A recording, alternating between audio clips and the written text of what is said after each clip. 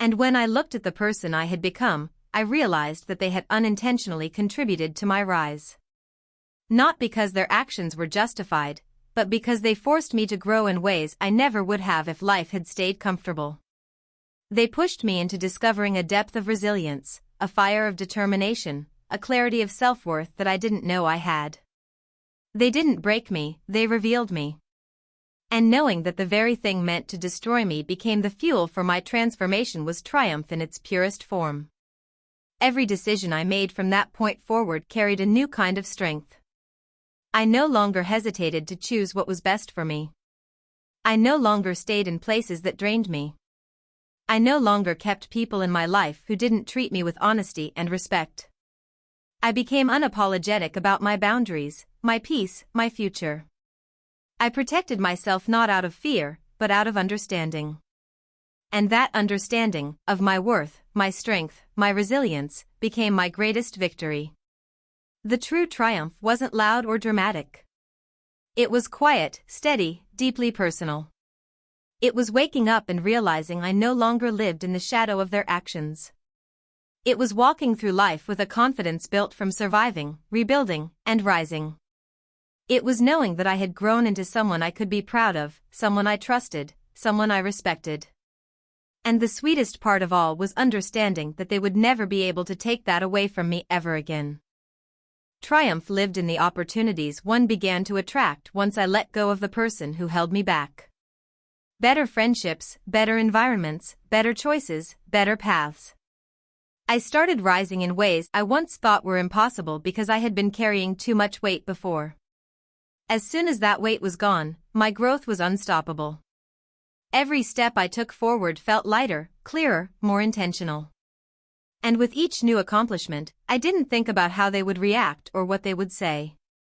My victories stopped being connected to them. They became connected to me, to my effort, to my resilience, to my journey. The sweetest part was knowing that my rise didn't require their downfall. I didn't need to see them fail. I didn't need to witness karma or consequences or regret. My triumph was complete without any of that. Because real revenge isn't about watching someone else lose. It's about becoming someone they can never reach again, someone who doesn't look back, someone who no longer cares whether they notice the transformation or not. The version of me that once wanted them to understand the pain they caused no longer needed anything from them. That detachment, that emotional independence, was the clearest sign of how far I had come. Triumph also appeared in the way I spoke about the past. Not with bitterness, not with sadness, but with clarity. I could talk about what happened without my voice shaking, without my heart tightening, without the memories pulling me back into old wounds. I had learned what I needed to learn, healed what I needed to heal, and released what I needed to release. The past no longer dictated my future. It only informed it. It only shaped my strength. It only contributed to the person I was becoming. There was no longer anger in my story, just growth, just perspective, just gratitude for the version of me who survived long enough to transform. Triumph didn't arrive with applause or a dramatic scene where the world suddenly realized how far I had come. It slipped into my life quietly, the same way pain once had, but with a completely different weight. It wasn't loud, it wasn't flashy, and it didn't need to be. It lived in small moments, subtle shifts, quiet realizations that the person I had become was stronger, wiser, and more grounded than the version of me that once cried in silence. The sweetest form of revenge wasn't about proving them wrong in front of others. It wasn't about showing off success or rubbing achievements in their face. It was simply becoming someone they could never break again, someone they could never manipulate, someone whose worth no longer depended on their validation. It happened the day I realized their name no longer triggered a reaction inside me. There was no sting, no anger, no lingering wound reopening. Just nothing. A simple, powerful nothing. The kind of nothing that feels like freedom. For the longest time, the pain they caused lived in the back of my mind, shaping my thoughts without my permission. But now, that space was empty, replaced by a steady sense of peace that I didn't even notice growing until it was fully there. That was triumph. The quiet, undeniable evidence that healing had taken root and grown strong enough to no longer be shaken by someone who once held so much power over me. Triumph showed itself in the way I smiled again, genuinely, without forcing it, without trying to hide heaviness behind it. It showed itself in the way I looked in the mirror and recognized myself, not as someone broken or recovering, but as someone evolving. There was a new kind of light in my eyes, one that came not from ignoring the pain but from overcoming it. People who had known me before could see the difference without me explaining anything.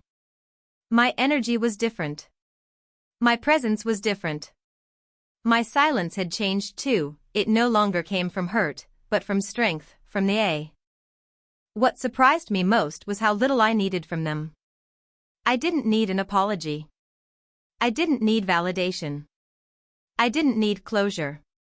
All the things I once thought were necessary suddenly felt irrelevant. Because they no longer had the power to give or take anything from me. I had already closed the chapter long before this moment arrived. And that realization, quiet, gentle, undeniable, was the real triumph. They weren't facing the wounded version of me anymore. They were facing the healed one. The one who had learned to rise without bitterness, without desperation, without longing for anything from them. As the conversation continued, I found myself becoming more aware of how free I felt. Not because they were gone from my life, but because their presence no longer had the ability to shake my foundation. I didn't need to prove anything. I didn't need to show them I was better. I didn't need to act stronger than I felt. My strength didn't come from trying to impress them, it came from knowing that their opinion no longer mattered. That freedom is a kind of victory that can't be faked.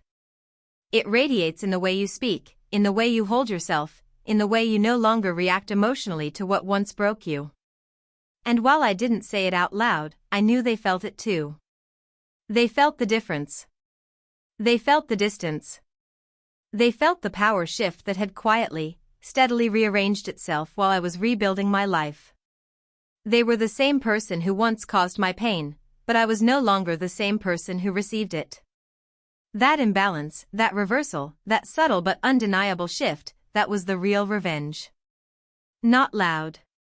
Not dramatic. Just real. Just undeniable. Just quietly powerful in a way they never saw coming. They tried to speak to me the way they used to, with the same familiar tone, the same confident assumptions that I would react as I always had. But I didn't. I didn't match their energy. I didn't shrink. I didn't allow old emotions to climb their way back into my chest. Instead, I responded with clarity, with calmness, with a level of self-possession that left no room for manipulation. Every word I said carried the weight of everything I had learned, everything I had rebuilt, everything I had become since the moment they broke me. They were expecting the old me, the one who hesitated, who apologized unnecessarily, who doubted herself, who believed their excuses. But standing in front of them now, I felt none of that. I felt grounded, anchored, aware of my own worth in a way I never had before. And in that moment, I understood something powerful. Revenge doesn't always come through actions or words. Sometimes revenge is simply showing up as the person they never believed you could become. The longer we stood there, the more obvious the power shift became. It wasn't about dominance or confrontation, it was about truth. The truth that I had risen beyond the version of myself they once damaged. The truth that I had grown in ways they couldn't predict or control. The truth that their choices no longer dictated my emotions. I could see the confusion in their eyes as they tried to understand how someone they once held influence over had slipped fully out of their grasp. They weren't used to seeing me stand tall. They weren't used to me speaking without insecurity. They weren't used to my silence meaning strength instead of fear. Facing them again wasn't something I planned, and it wasn't something I fantasized about late at night while replaying the pain they caused. It just happened, unexpectedly, in a moment that felt strangely calm compared to the storm they once created in my life. For a long time, the thought of seeing them again filled me with dread, with anxiety, with questions I didn't have the strength to answer. But by the time the moment actually arrived, something inside me had changed so deeply that I almost didn't recognize my own reaction. I didn't freeze. I didn't panic. I didn't feel the familiar sting in my chest. Instead, there was a steady quiet inside me, the kind that only comes when you've already done the internal work long before the confrontation ever happens. They didn't expect that. They didn't expect me to walk in with the kind of presence that didn't shrink, didn't tremble, didn't try to disappear in the background the way I used to. There was a time when just hearing their voice could unsettle me, when just thinking of them could unravel my confidence. But that version of me was long gone. In their place stood someone rebuilt from the ground up, someone who had learned to own their space, someone who had transformed the pain into something unshakable. The first thing I noticed wasn't them, it was me. The way I stood, the way I breathed, the way my heartbeat stayed steady even when our eyes met. It was the kind of steadiness that comes from surviving something that once felt unbearable. The kind of steadiness that says, without speaking, that you are no longer someone who can be broken by the same thing twice. And I could feel them noticing it too. There's a certain shift in the air when power changes hands, even if no words are exchanged. They felt it. I saw it in their expression, the flicker of surprise, the moment of uncertainty, the realization that the version of me they expected to control no longer existed. The people who once doubted me, underestimated me, or walked over me began to sense that change too.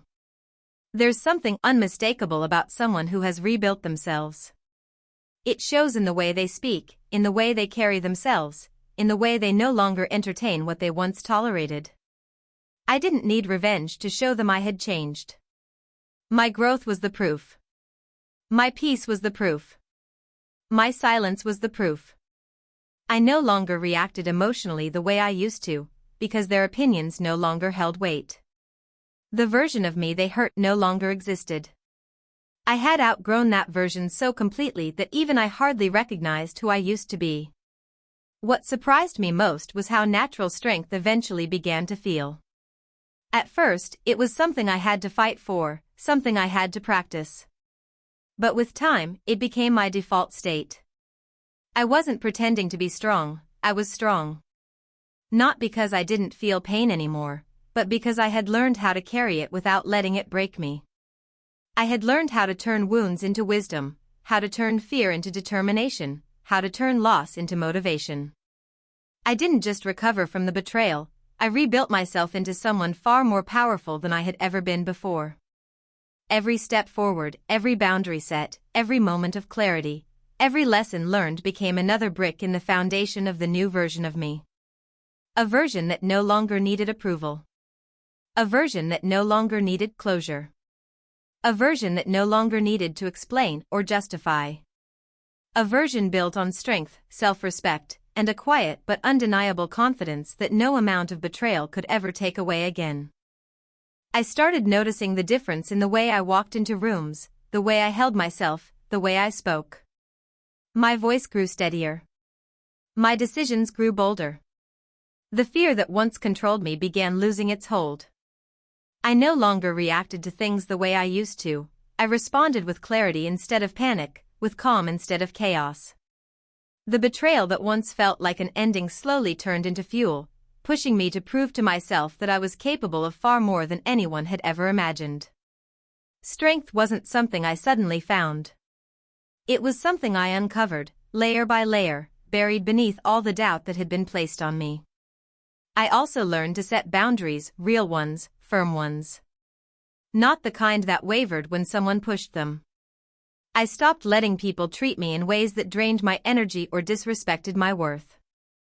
I stopped apologizing for protecting myself. I became more selective about who I allowed close to me, more aware of the red flags I used to ignore, more willing to walk away from anything that disrupted my peace. This wasn't bitterness, it was self-respect returning in its strongest form. The version of me that once accepted crumbs of care was slowly replaced by one who demanded reciprocity, honesty, and genuine respect. The more I grew, the more I realized how different I felt inside. I didn't break over small things anymore. I didn't cling to people who were inconsistent. I didn't tolerate behaviors I once excused. There was a new steadiness in me, a new confidence that didn't need validation. I wasn't chasing approval, I was choosing alignment. I wasn't trying to prove my value, I was recognizing it myself. And with every new realization, the power of the past over me faded even more. It started with reclaiming little pieces of myself. I stopped blaming myself for the hurt someone else caused. I stopped replaying conversations in my head, trying to figure out what I should have said or done differently. I stopped letting their voice echo in my mind, dictating my worth. Every time I shut down those thoughts, I regained a little more control. Healing isn't always graceful. Sometimes it's messy, sometimes it feels like you're walking in circles, sometimes you take one step forward and fall 3 steps back. But even in those setbacks, I could feel something in me shifting, strengthening, settling into a new shape. I began focusing on the parts of me that had been neglected, the dreams I pushed aside, the strengths I forgot I had, the goals I paused when life felt too heavy. I looked at them again, not with pressure but with honesty. I asked myself what I truly wanted, not what others expected from me. I realized how much of myself I had dimmed while trying to shine light on people who never appreciated it. So I started pouring energy back into myself. I read more, learned more, explored more, pushed myself in ways I had once been too afraid to try. Each new challenge became proof that I wasn't as fragile as I once believed. There were days when it was easy to feel proud, days when I could see the progress clearly. But there were also days when everything felt heavy again, when old memories resurfaced, when doubt crept back in quietly. It was in those moments that I learned how strength actually grows. Not in the triumphs, but in the moments when you choose to stand back up after falling. Every time I picked myself up, even if just emotionally, I was building resilience. I was teaching myself that the past no longer had permission to define my future. That spark kept growing. I started seeing opportunities instead of obstacles. I started paying attention to my goals again. I started imagining possibilities that I hadn't allowed myself to think about since everything fell apart. The more I rebuilt, the less power they had over me. Their memory faded, not because I forgot, but because I outgrew the part of me that had been wounded. Bit by bit, I stepped into a stronger version of myself, fueled not by bitterness, but by a desire to rise beyond everything that tried to break me.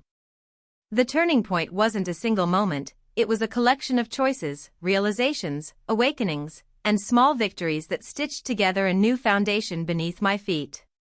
It was the quiet shift from being the person who was hurt to becoming the person who would rise from that hurt in a way no one expected. Building myself back stronger wasn't a single decision made in one brave moment.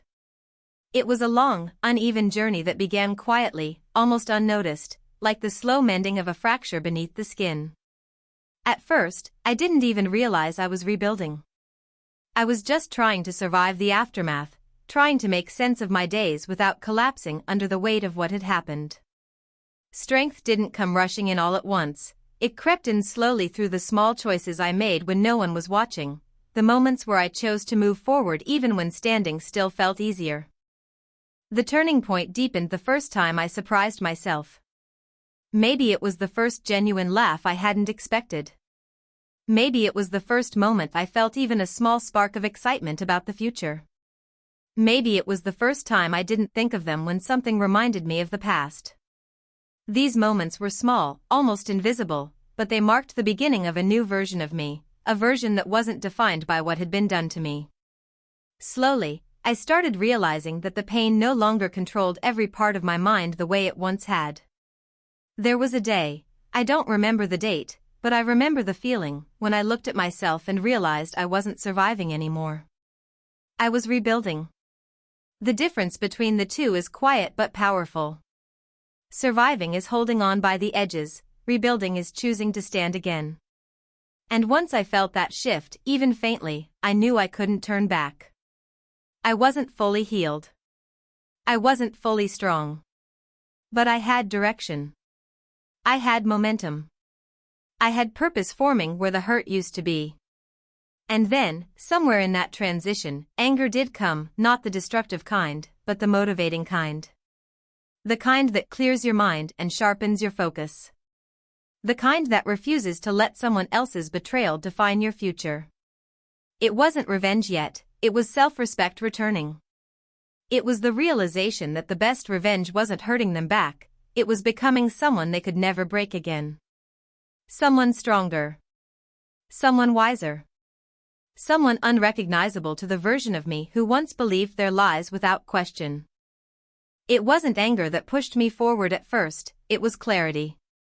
A slow, dawning clarity that the person who hurt me had already moved on, already gone back to their life, already unaffected by the wreckage they had left behind.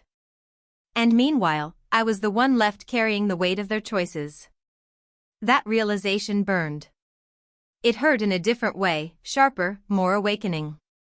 It made me see that staying broken wasn't punishing them, it was punishing me.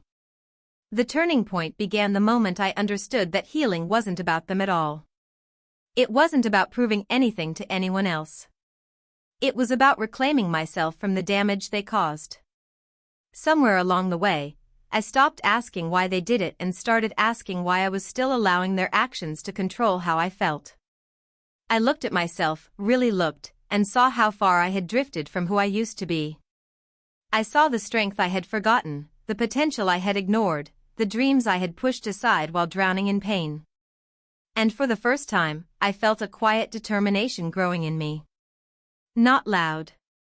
Not dramatic. Just steady. Just real. It was the first sign that I was ready to rise, even if I didn't yet know how. I began making small choices, choices that seemed insignificant on their own but carried a different weight when put together. I pulled myself out of isolation and into sunlight, even on days when it felt pointless. I pushed myself to eat properly, to sleep, to move, to breathe deeply, to take up space again. I practiced talking to myself with a little more kindness. I challenged the thoughts that told me I wasn't enough, the thoughts that had grown louder since the betrayal. Healing didn't happen instantly, but the shift was happening. I could feel it every time I chose growth over grief, every time I reminded myself that I deserved better than staying stuck in the shadows of someone else's actions. And yet, even in that quiet unraveling, something inside me refused to completely break. Maybe it was pride, maybe instinct, maybe a spark of strength I hadn't recognized yet. So I held myself together, piece by piece, moment by moment, pretending well enough that the world never suspected how much effort it took just to keep breathing normally. I fell apart quietly, but I stayed standing, because at that time, silence felt like the only armor I had left. The turning point didn't arrive with fanfare or some dramatic announcement. It wasn't a sudden burst of courage or a fiery declaration that I would change my life. Instead, it came slowly, almost unnoticed, like a shift in the wind that you don't feel until you realize the air around you has changed. After spending so long in the quiet ache of disappointment, something inside me began to shift. It was subtle at first, a tiny voice buried somewhere deep beneath the exhaustion and heartbreak, a whisper that said I couldn't stay in that place forever. It wasn't strength yet, but it was the beginning of it, the smallest spark hidden beneath all the ash. I remember the exact moment when I realized I couldn't keep living in the cycle of replaying what happened, blaming myself, and hoping for explanations that were never coming. I was tired of the sadness, tired of the questions, tired of feeling like a version of myself I didn't recognize. I didn't wake up suddenly healed. I didn't rise with newfound purpose. But I woke up with a different kind of exhaustion, the kind that comes from being done with feeling powerless. There's a point where you've cried enough, where the pain becomes too familiar, where even your tears feel repetitive. That's when something inside you starts refusing to accept the pain as your permanent reality. Some nights were the hardest. Nights when the world was quiet and the only thing left to face was the truth I tried to hide all day. Nights when every little memory became sharp, when every careless word replayed like an echo, when every unanswered question felt heavier. I would sit alone, sometimes in the dark, trying to make sense of everything while pretending to everyone else that nothing was wrong. There's something exhausting about healing in silence, about carrying emotions that feel too fragile to expose. And yet, I kept doing it, because admitting the truth felt like opening a door I wasn't ready to walk through. I pushed myself through conversations, through responsibilities, through moments where I wanted to break but couldn't. There's a certain pressure to appear strong even when you're falling apart silently. People admire resilience, but they rarely understand the loneliness behind it. They see the calm face, not the shaking hands. They hear the steady voice, not the silent screams in your chest. I learned to hide the tremor in my breath, to blink back the sting in my eyes, to straighten my shoulders even when they felt like they were carrying too much. And in the process, I became so good at pretending that sometimes even I forgot how deeply I was hurting. What surprised me most was how normal everything looked on the outside. I still completed tasks, still held conversations, still showed up where I was expected. I didn't shut down or collapse dramatically. Instead, I slowly withdrew, inch by inch, until I felt like I was watching my own life happen from a distance. That's what quiet pain does. It doesn't stop your life, it simply takes you out of it. You become a spectator, watching yourself function on autopilot while your emotions stay tucked away in the corners of your heart where no one else can reach. The world doesn't stop when your heart breaks. People still wake up, go to work, make plans, ask for favors, tell jokes, talk about their day. They don't know that yours has quietly fallen apart. They don't realize that sometimes you're not responding slowly because you're distracted, but because you're trying to stop your thoughts from spiraling.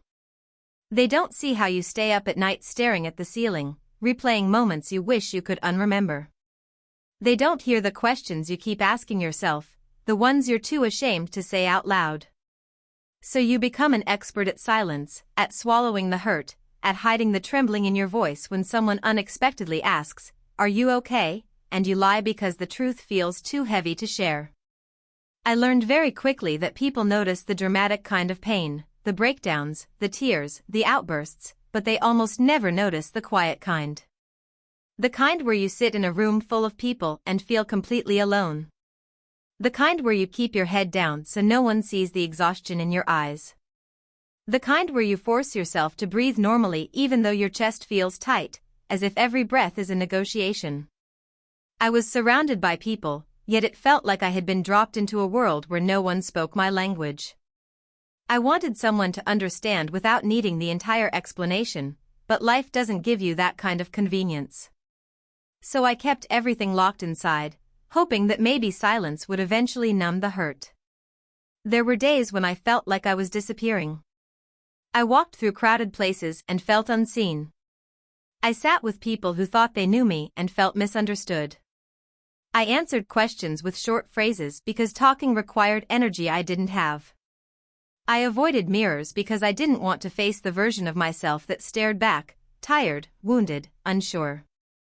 Pain changes you quietly, gently at first, then suddenly all at once. It takes parts of you, your confide. The moment everything broke wasn't dramatic on the outside. No shouting. No confrontation. No chaos. It was quiet. Too quiet. And sometimes silence is the loudest form of destruction. It hits deeper because there's no distraction, nothing to hide behind. It forces you to feel everything at once. It forces you to face the truth without any noise to soften the impact. And in that silence, I realized that something inside me had shifted permanently. It wasn't just pain, it was awakening. I saw clearly for the first time that the person I had trusted was never who I thought they were. I realized that the loyalty I had offered so freely had never been matched. I understood that no matter how much you give, some people will always take more than they ever intend to return.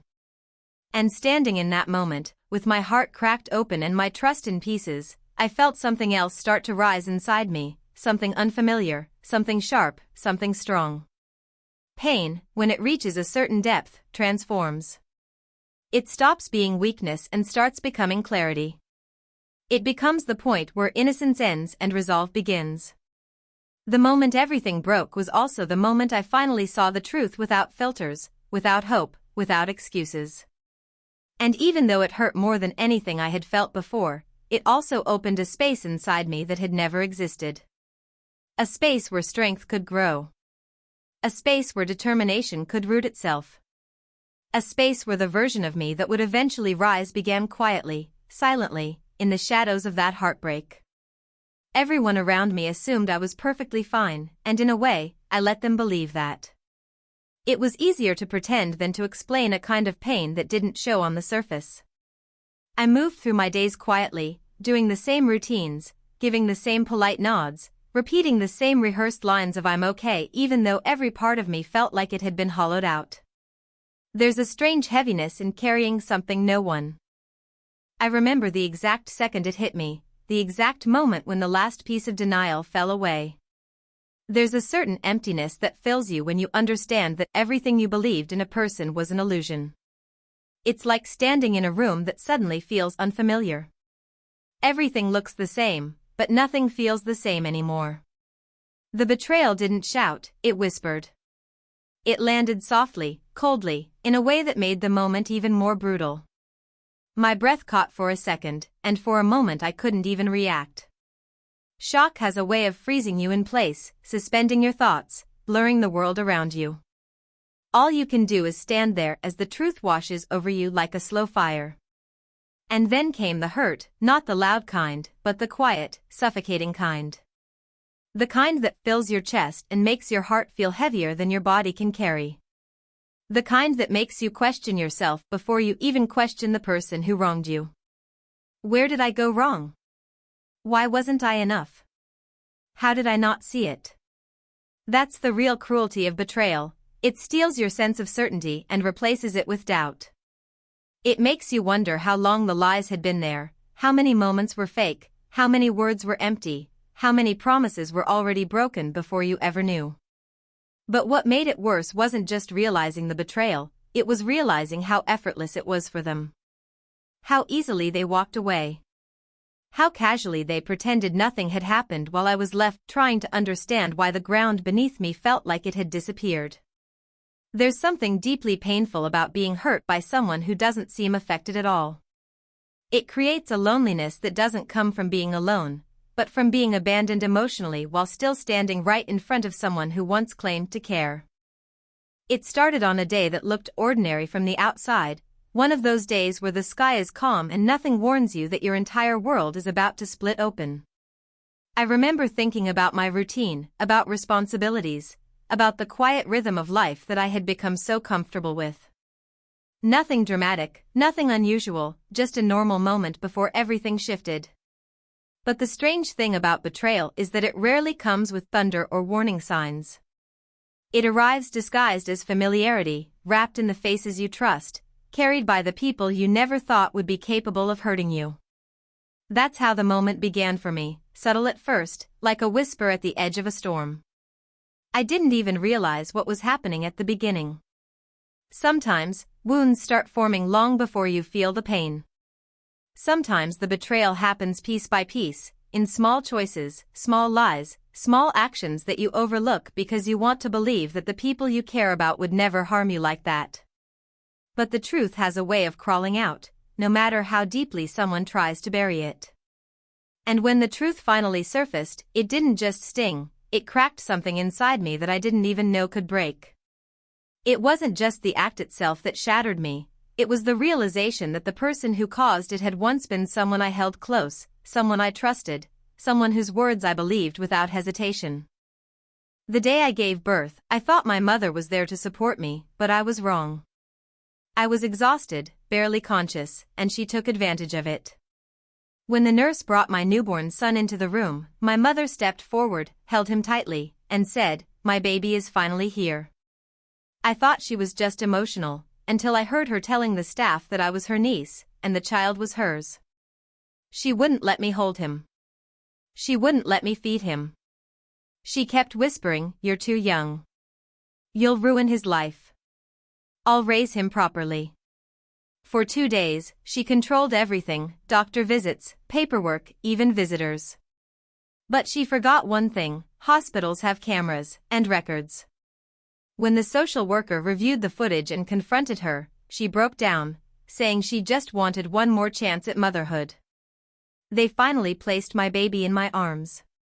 He opened his eyes, and for the first time, I felt like a real mother, not someone's shadow. And as my mom was escorted out, she whispered, "You stole my baby." But I knew the truth. She had almost stolen mine.